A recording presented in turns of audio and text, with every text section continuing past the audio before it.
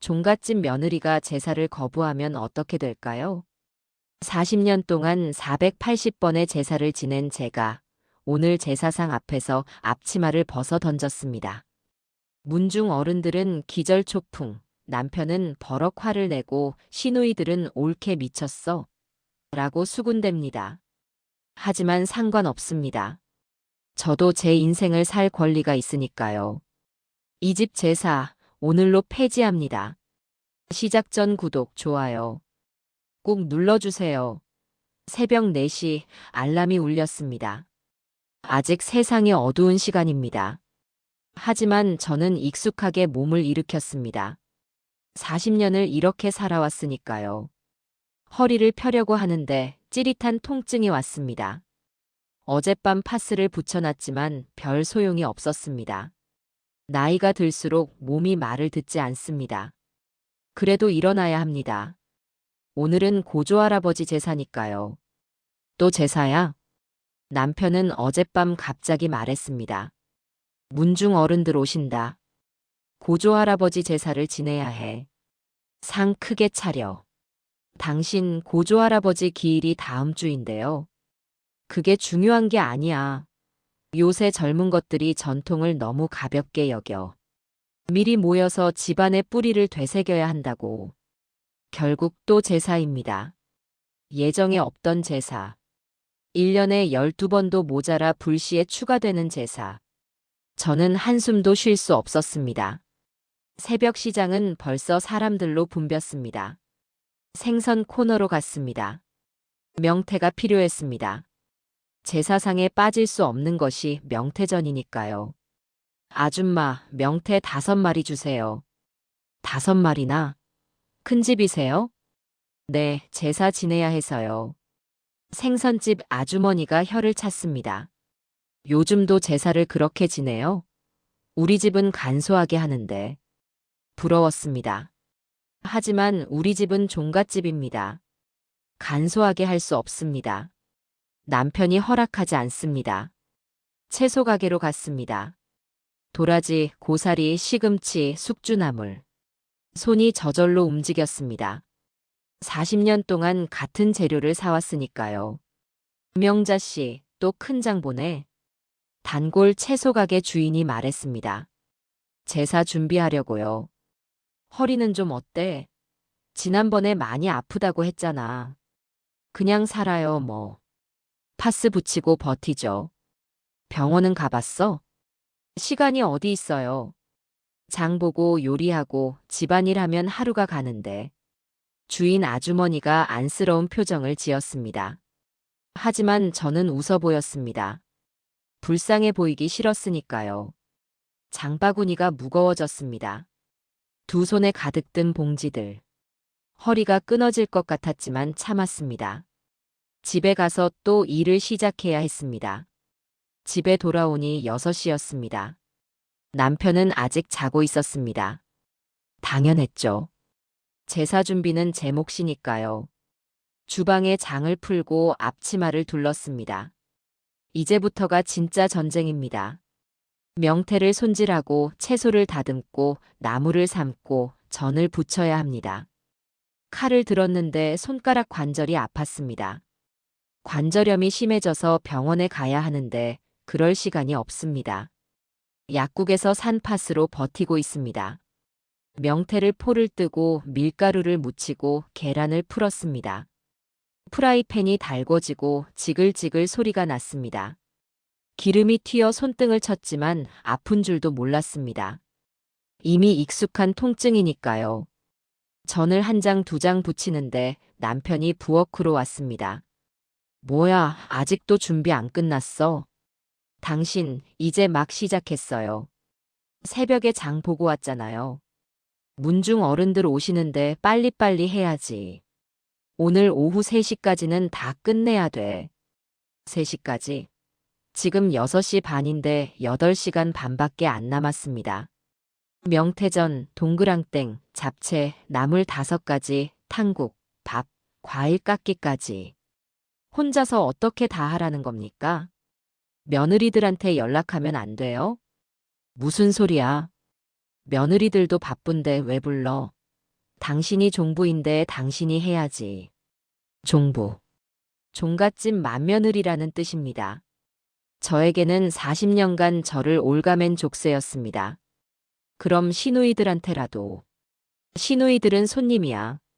손님한테 일 시킬 수 있어? 손님. 제삿날 와서 음식만 먹고 가는 사람들이 손님입니까? 하지만 저는 입을 다물었습니다. 말해봤자 소용없다는 걸 알았으니까요. 남편이 나가고 저는 다시 프라이팬 앞에 섰습니다. 전을 부치고 나물을 무치고 과일을 깎았습니다. 손은 쉴 새 없이 움직였지만 마음은 점점 무거워졌습니다. 전을 부치다 손을 댈 뻔했습니다. 순간 정신이 아찔했습니다. 그리고 문득 40년 전 그날이 떠올랐습니다. 25살 갓 시집 온 날이었습니다. 첫 제사를 앞두고 시어머니가 저를 주방으로 불렀습니다.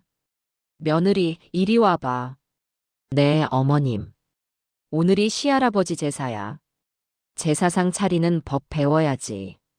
시어머니는 칼을 들고 생선을 손질하기 시작했습니다. 봐, 명태는 이렇게 머리를 동쪽으로 놓는 거야. 꼬리가 서쪽. 네, 어머님. 과일은 홀수로 담아야 해. 대추는 반드시 3개, 밤은 5개. 왜 그런가요? 그 질문이 화근이었습니다. 시어머니의 얼굴이 굳어졌습니다. 왜긴 왜야. 조상 대대로 내려오는 법도야. 죄송합니다. 요즘 젊은 것들은 다 이래. 왜냐고 물어보기나 하고. 시키는 대로만 하면 되는 거야. 그날 저녁 제사상을 차리는데 제 손이 떨렸습니다. 과일 접시를 들다가 대추 하나가 굴러떨어졌습니다. 어머, 이것 봐. 제사상에 과일을 떨어뜨려. 시어머니가 소리쳤습니다. 주변에 있던 문중 어른들이 모두 저를 쳐다봤습니다. 죄송합니다, 어머님. 조상님들이 노하시면 어떡하려고. 정신 똑바로 차려. 무릎을 꿇고 대추를 주었습니다. 얼굴이 화끈거렸습니다. 창피했습니다. 서러웠습니다. 제사가 끝나고 시어머니가 다시 저를 불렀습니다. 며느라, 명심해. 종갓집 며느리는 함부로 사는 게 아니야. 조상님 모시는 게 내 인생에서 가장 중요한 일이야. 네, 어머님. 남들이 뭐라고 해도 참아야 해. 그게 며느리 도리야. 알겠어? 네. 그날 밤 저는 혼자 울었습니다. 신랑은 회식 간다고 늦게 들어왔고 아무도 제 마음을 물어보지 않았습니다. 그렇게 40년이 흘렀습니다. 참고 또 참았습니다. 조상님을 위해서, 집안을 위해서, 남편을 위해서. 하지만 정작 저를 위해서는 아무것도 하지 못했습니다. 오후 2시 드디어 제사상 준비가 끝났습니다. 허리를 펴려고 하는데 삐걱 소리가 났습니다. 온몸이 비명을 지르는 것 같았습니다. 거실 소파에 잠깐 앉았습니다. 단 5분만 쉬고 싶었습니다. 하지만 그것도 사치였습니다. 언니 왔어요. 큰 시누이가 들어왔습니다. 그 뒤로 작은 시누이, 막내 시누이까지. 3명이 우르르 들어왔습니다. 아이고 언니. 고생 많았네요. 말은 그렇게 하지만 주방으로 달려가 음식부터 확인합니다. 도와주러 온 게 아니라 품평하러 온 겁니다. 언니, 이전 좀 짜네요? 큰 시누이가 명태전을 집어먹으며 말했습니다. 나물 색깔이 왜 이래요? 너무 오래 삶은 거 아니에요? 작은 시누이가 시금치 나물을 젓가락으로 뒤적이며 말했습니다. 과일은 이렇게밖에 못 깎았어요? 요즘은 다들 예쁘게 조각해서 내던데. 막내 시누이까지 가세했습니다. 가슴이 답답했습니다. 새벽부터 8시간 넘게 혼자 준비한 음식입니다. 도와주지는 못할 망정 이렇게 트집을 잡습니까? 그럼 다음엔 시누이들이 와서 도와주시면 안 될까요? 제가 조심스럽게 말했습니다. 큰 시누이가 어이없다는 표정을 지었습니다. 언니, 우리도 바빠요. 시집살이 하느라 얼마나 힘든데요. 언니는 종부잖아요. 당연히 언니가 해야죠. 저도 나이가 이제 65세면 한창이죠. 우리 엄마는 80세까지 하셨어요. 말문이 막혔습니다. 시어머니 핑계까지 대면서 제게 책임을 떠넘기는 겁니다. 그래도 좀 도와주시면. 언니, 그렇게 불평하면 조상님들이 싫어하세요. 제사는 정성으로 지내는 거잖아요. 정성. 40년 동안 들어온 말입니다. 하지만 그 정성은 왜 항상 제 몫이어야 합니까? 오후 3시 문중 어른들이 도착했습니다. 할아버지 항렬 되시는 분들이 5명이나 왔습니다. 오, 상 잘 차렸네. 역시 우리 집안 며느리는 달라. 칭찬처럼 들렸지만 저는 기쁘지 않았습니다. 그 칭찬 뒤에는 항상 더 많은 요구가 따라왔으니까요. 제사를 지내기 시작했습니다. 남편이 제주가 되어 절을 하고 문중 어른들이 차례대로 절했습니다. 저는 부엌과 거실을 오가며 술을 따르고 그릇을 채웠습니다. 제사가 끝나고 음복을 시작했습니다. 문중 어른들이 자리에 앉았습니다. 저는 설거지를 하려고 부엌으로 가려는데 한 어른이 저를 불렀습니다. 종부, 잠깐 앉아봐. 네, 여보. 요즘 젊은 세대들이 제사를 너무 간소하게 지낸다더군. 심지어 제사를 안 지내는 집도 있다던데. 그렇다고 하더라고요. 그건 안 돼. 제사는 우리 문화의 뿌리야. 뿌리를 잊으면 나무가 쓰러지는 법이지. 말씀하신 대로입니다. 그러니까 우리 집안은 절대 제사를 소홀히 해서는 안 돼. 종부인 당신이 모범을 보여야 해. 모범. 40년 동안 480번의 제사를 지낸 게 모범이 아니면 뭡니까? 당신 아들도 있지? 아들한테도 잘 가르쳐야 해. 대를 이어서 제사를 지내도록. 네, 그러겠습니다. 대답은 했지만 가슴속에서 뭔가 끌어올랐습니다. 제 아들도 이렇게 살라는 겁니까? 며느리를 종처럼 부리면서. 음복이 끝나고 어른들이 돌아갔습니다. 시누이들은 음식을 싸가기 시작했습니다. 명태전, 동그랑땡, 나물, 과일.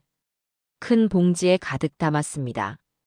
언니, 우리 애들 반찬으로 가져갈게요. 네, 가져가세요. 어차피 남는 것도 제 몫입니다. 정작 저는 제사 음식만 먹다가 물릴 텐데요. 시누이들이 나가고 남편은 TV를 보러 갔습니다. 저는 혼자 설거지를 시작했습니다. 산더미 같은 그릇들. 기름때가 찐득하게 붙은 프라이팬. 설거지를 하는데 갑자기 눈물이 났습니다. 이유를 알 수 없었습니다. 그냥 눈물이 주르륵 흘렀습니다. 40년.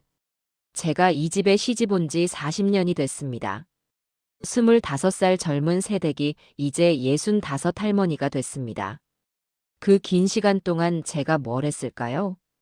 제사 지내고 밥하고 청소하고 빨래하고. 그게 다였습니다. 제 인생이 그것뿐이었습니다. 허리가 너무 아파서 싱크대에 몸을 기댔습니다. 그때 거실에서 남편 목소리가 들렸습니다. 여보, 물 좀 갖다 줘. 물. 거실에서 주방까지 10걸음도 안 되는 거리입니다. 본인이 가져다 마시면 될 것을 왜 저를 부릅니까? 여보, 안 들려? 물. 그 순간이었습니다. 제 가슴 속에서 뭔가 툭 하고 끊어지는 소리가 났습니다. 40년 동안 팽팽하게 당겨져 있던 참을성의 줄이 끊어진 겁니다. 설거지를 멈췄습니다. 물기도 닦지 않고 거실로 갔습니다. 남편은 소파에 비스듬히 누워 TV를 보고 있었습니다. 여보. 왜? 물은? 물은 본인이 가져다 드세요. 남편이 고개를 돌려 저를 봤습니다.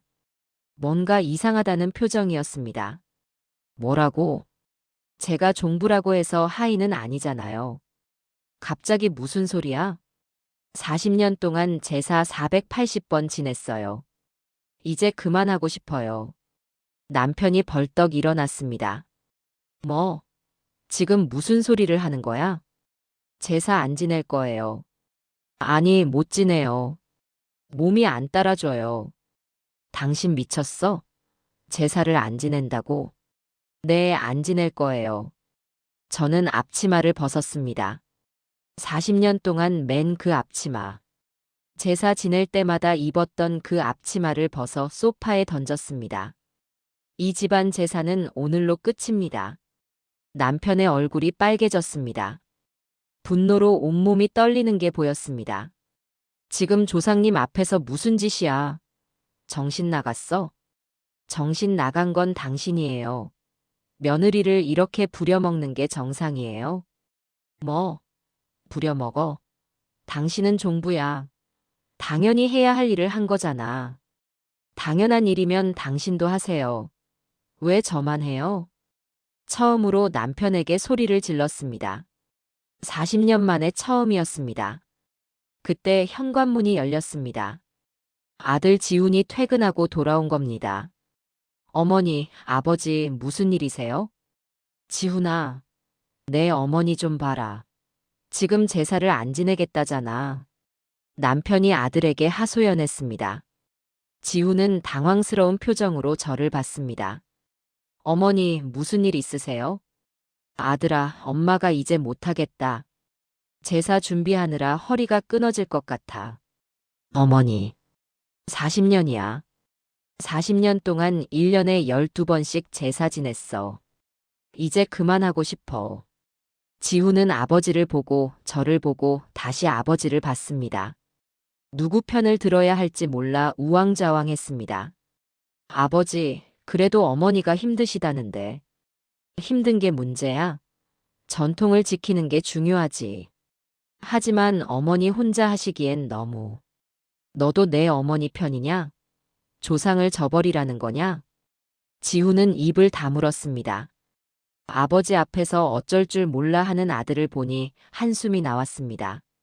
아들아, 너한테 미안하다. 하지만 엄마도 사람이야. 더 이상은 못하겠어. 어머니, 그럼 제가 도와드리면. 내가 언제 제사 준비 도와준 적 있니? 그건 없잖아. 너도 아버지처럼 당연하게 생각했잖아. 지훈은 할 말이 없었습니다. 사실이었으니까요. 저는 안방으로 들어가 캐리어를 꺼냈습니다. 옷가지를 넣기 시작했습니다. 남편이 따라 들어왔습니다. 뭐 하는 거야? 집 나갈 거예요. 집을 나가. 당신 정말 미쳤구나. 미친 게 아니에요. 정신이 돌아온 거예요. 어딜 간다는 거야? 몰라요. 어디든 여기보단 나을 거예요.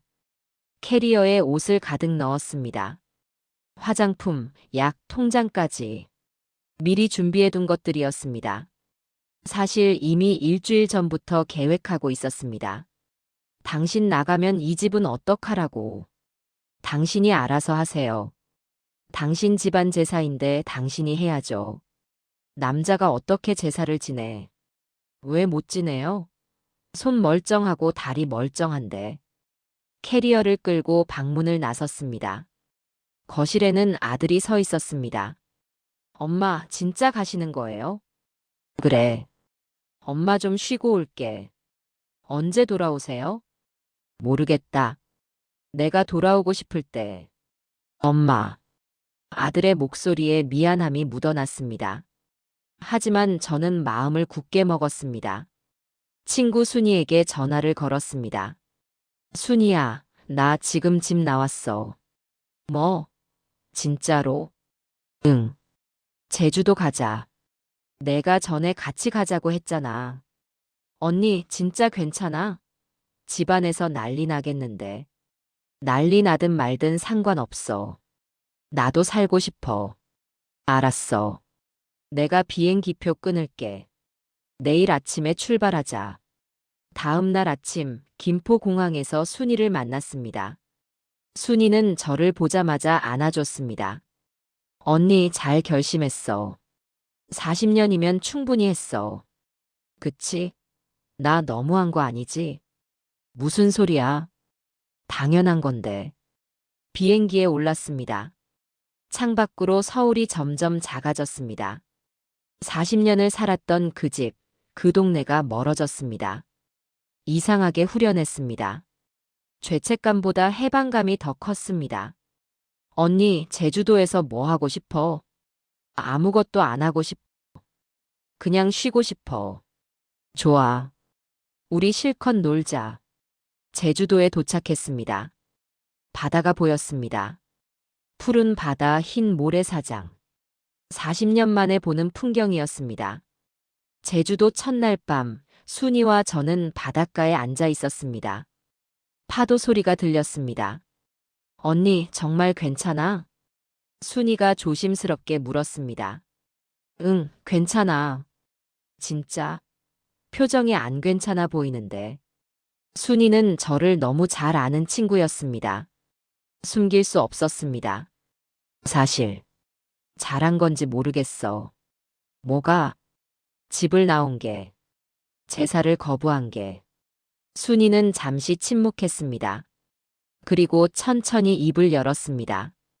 언니, 40년 동안 얼마나 힘들었어? 많이 힘들었지. 조상 모시는 것도 중요하지만 언니 인생도 중요하잖아. 그래도 조상님들한테 벌 받는 거 아닐까? 종부가 제사를 거부하다니. 순이가 제 손을 잡았습니다.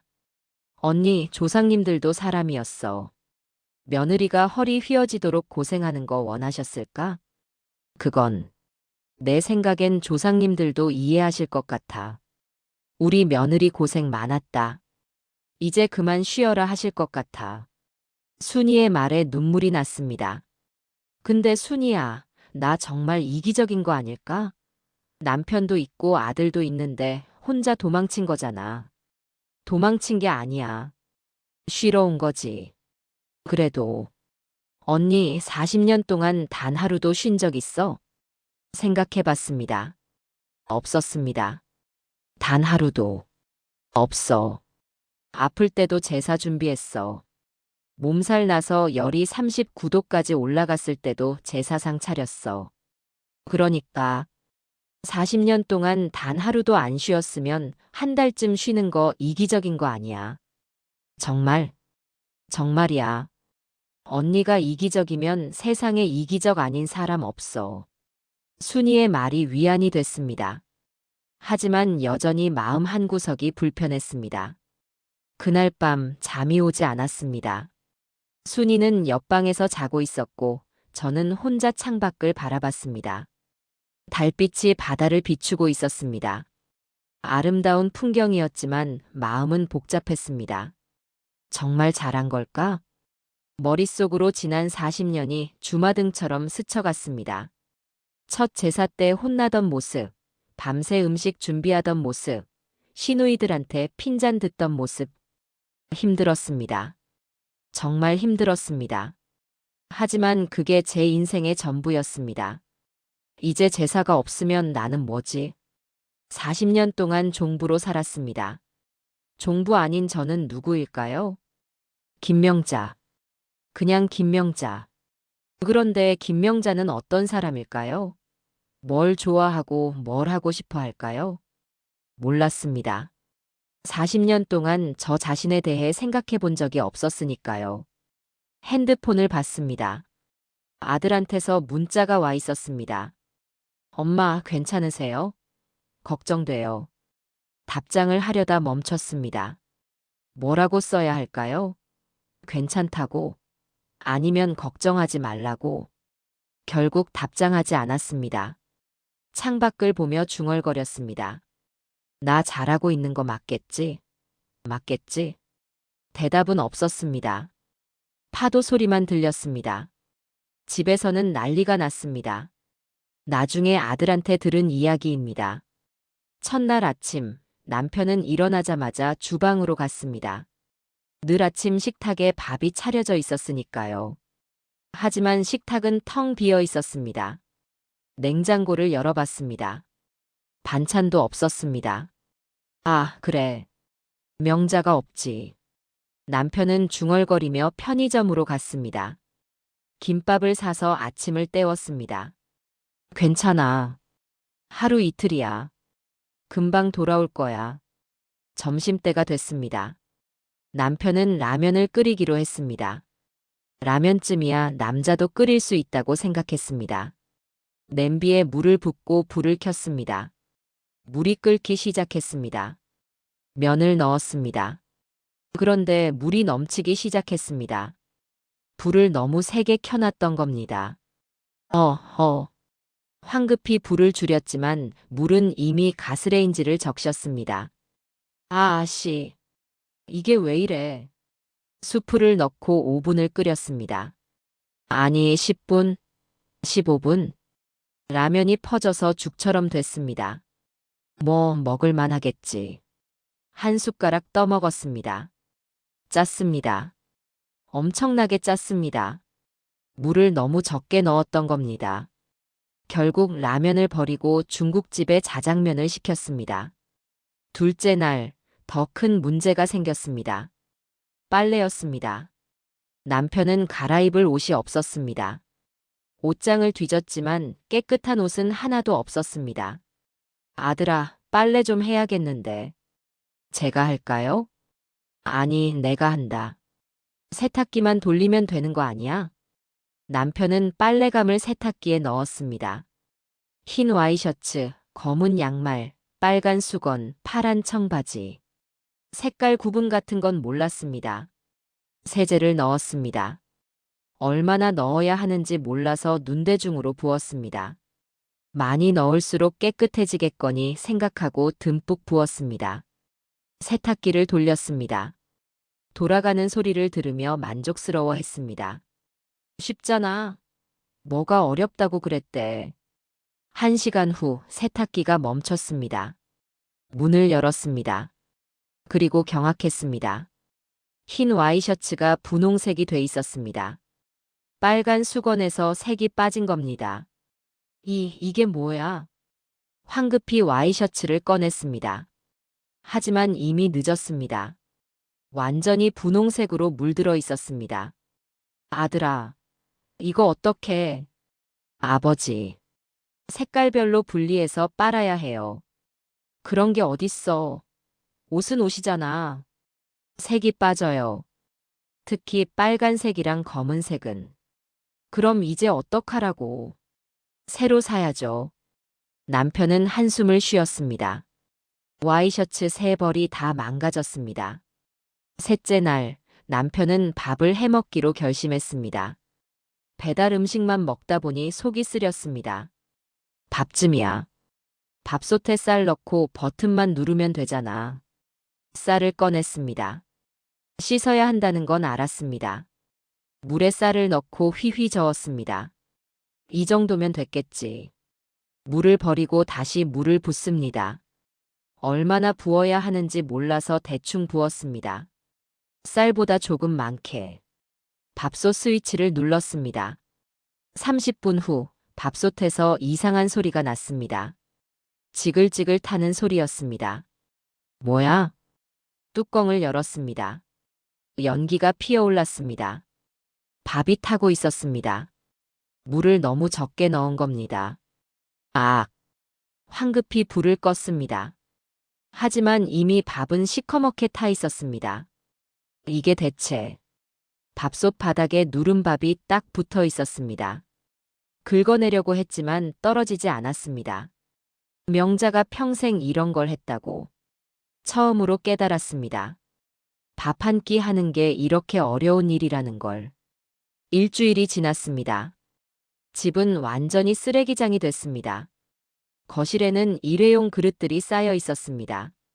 주방 싱크대에는 설거지거리가 산처럼 쌓였습니다. 화장실은 청소를 안 한 지 일주일이라 냄새가 났습니다. 남편은 거울을 봤습니다. 수염이 덥수룩하게 자랐습니다. 옷은 구겨져 있었고 얼굴은 초췌했습니다. 이게 내 모습인가? 소파에 앉았습니다. TV를 켰지만 집중이 안 됐습니다. 배가 고팠습니다. 하지만 또 배달 음식을 시키고 싶지 않았습니다. 이미 일주일 동안 배달 음식만 먹었으니까요. 냉장고를 열었습니다. 텅 비어 있었습니다. 명자가 늘 가득 채워뒀던 그 냉장고. 명자. 처음으로 아내가 그리웠습니다. 아내의 손길이, 아내의 음식이, 아내의 목소리가 그리웠습니다. 핸드폰을 꺼냈습니다. 전화를 걸려다 멈췄습니다. 내가 먼저 전화하면 지는 거잖아. 자존심이 허락하지 않았습니다. 하지만 현실은 이미 무너진 상태였습니다. 아들 지훈이 엄마 방을 청소하기로 했습니다. 먼지라도 털어야겠다고 생각한 겁니다. 서랍을 정리하다 낡은 수첩을 발견했습니다.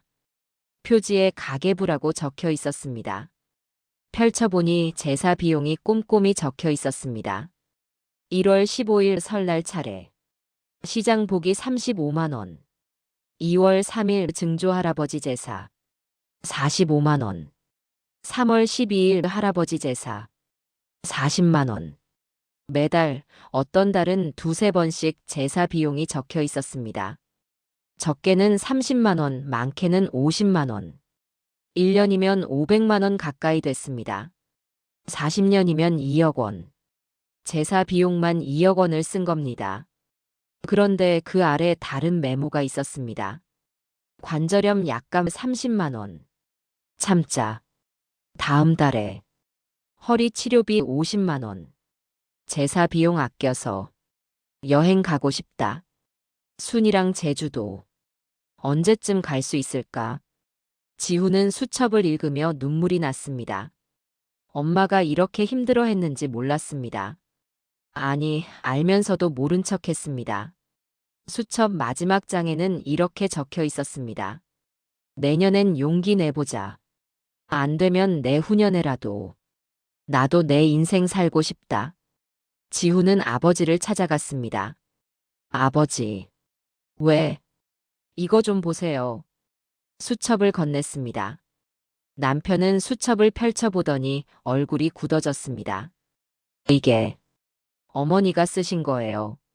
40년 동안 제사 비용 기록이에요.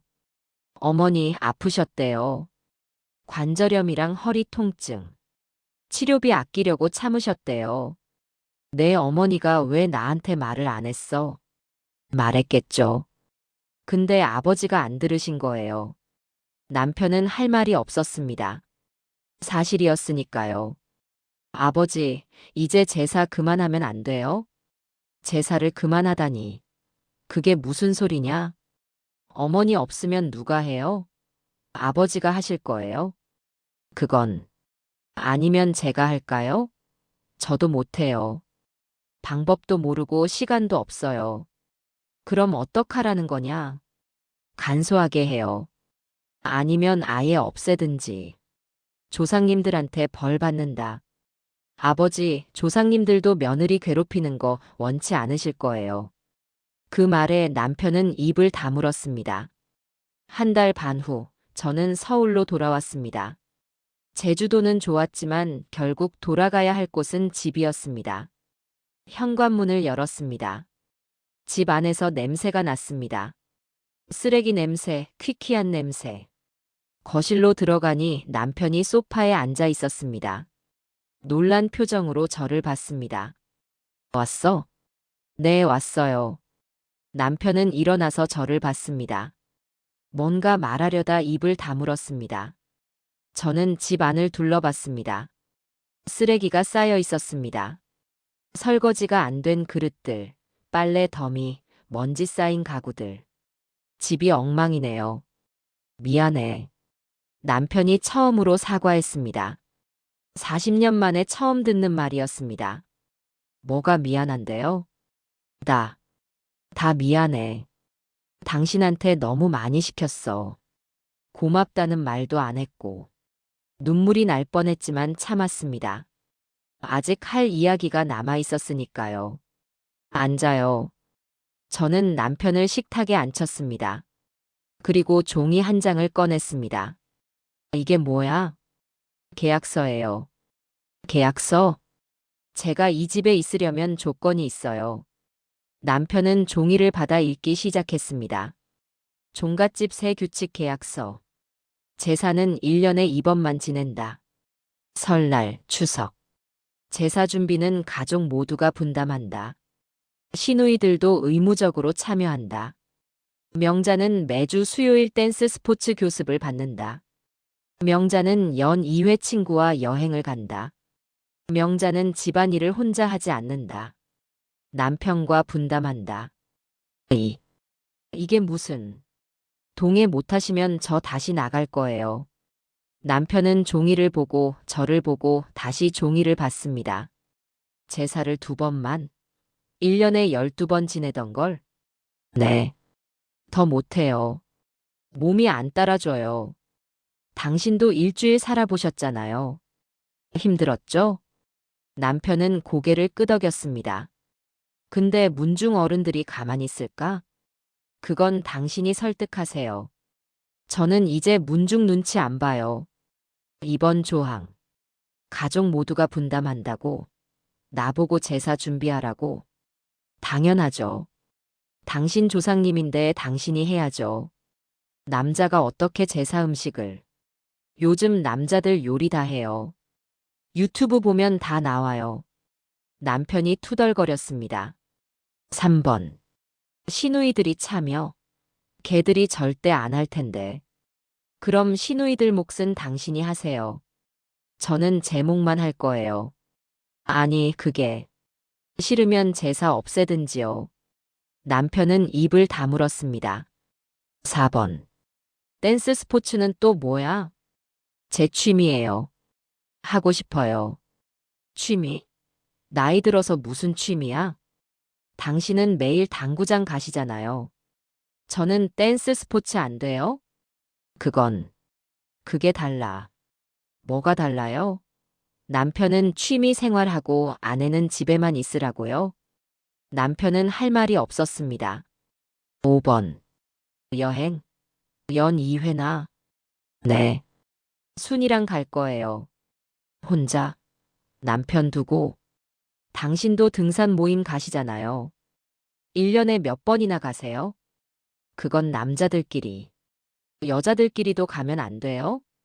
6번. 집안일 분담. 이건 당연한 거 아닌가요? 나보고 청소하고 빨래하라고. 네. 절반씩 해요. 남자가 그런 걸 어떻게. 당신 일주일 살아보셨잖아요. 집안일이 얼마나 힘든지 아시잖아요? 남편은 고개를 숙였습니다. 일주일간의 지옥이 떠올랐습니다. 이거 다 지키기 힘든데. 그럼 저 나갈게요. 저는 일어서려고 했습니다. 남편이 황급히 저를 붙잡았습니다. 잠깐만, 잠깐만 기다려봐. 왜요? 좀 조정할 순 없어. 뭘요? 제사를 2번이 아니라 4번 정도. 안 돼요. 2번 아니면 안 지내는 거요. 안 지내는 건 너무하잖아. 그럼 2번 하세요. 남편은 한숨을 쉬었습니다. 댄스 스포츠는 꼭 매주 가야 돼? 네. 매주 수요일 저녁 7시부터 9시까지. 저녁 먹고 가면 안 돼? 안 돼요. 수업 시간이 정해져 있어요. 그럼 저녁은 누가 해? 당신이 해 드세요. 아니면 혼자 드시든지. 여행도 꼭 2번 가야 돼? 네. 봄에 1번, 가을에 1번. 며칠씩? 일주일씩요. 일주일? 그럼 나는 혼자 계시면 되죠. 일주일도 못 혼자 계세요? 남편은 또 한숨을 쉬었습니다. 집안일 분담도. 진짜 절반씩? 네. 청소, 빨래, 설거지, 요리. 다 절반씩. 요리도? 네. 일주일에 3일은 당신이 하세요. 나보고 요리를. 일주일 동안 라면도 제대로 못 끓이시더니 이제 배우셔야죠. 남편은 종이를 다시 들여다봤습니다. 한참을 고민하더니 입을 열었습니다. 이거 다 지키면 당신 안 나가? 네. 진짜? 진짜요. 남편은 깊은 한숨을 쉬었습니다. 그리고 말했습니다. 알았어. 동의할게. 진짜예요? 그래. 근데 문중 어른들한테 욕 엄청 먹을 텐데. 그건 당신이 알아서 하세요. 남편은 펜을 집어 계약서에 서명했습니다. 저도 서명했습니다. 자, 이제 계약 성립이에요. 아, 내가 이럴 줄이야. 남편은 허탈한 표정이었지만 저는 후련했습니다. 다음 날 온 가족이 모였습니다. 아들 지훈, 며느리 수진, 그리고 새 시누이까지. 왜 우릴 불렀어요? 큰 시누이가 불만스러운 표정으로 물었습니다. 중요한 발표가 있어서요. 저는 일어서서 말했습니다. 앞으로 제사는 1년에 2번만 지낼 거예요. 설날하고 추석. 뭐라고요? 시누이들이 동시에 소리쳤습니다. 안 돼요. 조상님들한테 벌 받아요. 벌은 제가 받을 거예요. 어차피 제 허리는 이미 벌 받았고요. 옳게 정신 차려요. 종부가 어떻게? 저 종부 그만둘래요. 뭐? 며느리는 하겠지만 종부는 못하겠어요. 너무 힘들어요. 시누이들은 어이없어 했습니다. 그럼 제사는 누가 지내요? 같이 지내야죠. 오빠, 시누이들 다 같이. 우리 보고 제사 준비하라고요? 네. 저만 할 이유가 없잖아요. 큰 시누이가 남편을 봤습니다. 오빠, 이거 동의한 거예요? 남편은 고개를 끄덕였습니다. 그래. 그동안 내 올케한테 너무 많이 시켰어. 오빠도 미쳤네. 작은 시누이가 벌떡 일어났습니다. 저 못해요. 집에서 시어머니 모시는 것도 힘든데. 그럼 제사 오지 마세요. 제 말에 시누이들은 할 말을 잃었습니다. 참, 그리고 하나 더. 앞으로 제사 음식 싸가는 거 없어요. 뭐라고요? 제사 끝나면 다 같이 나눠 먹고 끝. 집에 싸가는 거 없어요. 막내 시누이가 소리쳤습니다. 그럼 우리는 뭐 먹어요? 각자 집에서 해 드세요. 저도 이제 안 해요. 시누이들은 기가 막힌다는 표정이었지만 더 이상 뭐라고 하지 못했습니다. 첫 번째 추석이 다가왔습니다. 제사 대신 추모의 날이라고 이름을 바꿨습니다. 아침에 온 가족이 묘소에 갔습니다. 간단히 성묘를 하고 꽃을 올렸습니다. 할아버지, 그동안 제사 받으시느라 고생 많으셨어요. 이제는 편하게 쉬세요. 저는 묘 앞에서 말했습니다. 며느리가 제사상 차리느라 허리 아픈 거 보시기도 안쓰러우셨죠? 이제 그런 거 없을 거예요. 남편이 옆에서 웃었습니다. 조상님들도 좋아하실 거야. 성묘를 마치고 한정식 집으로 갔습니다. 온 가족이 둘러앉아 식사를 했습니다. 이게 훨씬 낫네요. 며느리 수진이 말했습니다. 제사 준비하려면 며칠 전부터 장보고 요리하고 정신 없었는데. 그러니까요. 이렇게 외식하는 게 훨씬 좋아요. 시누이들은 여전히 불만스러운 표정이었지만 더 이상 뭐라고 하지 않았습니다. 어차피 음식은 먹고 싶으니까요. 그로부터 6개월 후, 저는 댄스 스포츠 동호회에서 가장 실력 좋은 회원이 됐습니다. 명자 씨, 오늘도 멋지네요. 고마워요. 음악에 맞춰 몸을 움직였습니다. 왈츠, 탱고, 차차차. 40년 동안 못 해본 것들을 이제 마음껏 하고 있었습니다. 수업이 끝나고 남편이 데리러 왔습니다. 오늘 수업 어땠어? 좋았어요. 다음 주에 발표회 있어요. 그래. 나도 보러 갈게. 정말요? 그럼. 우리 마누라 춤추는 거 봐야지.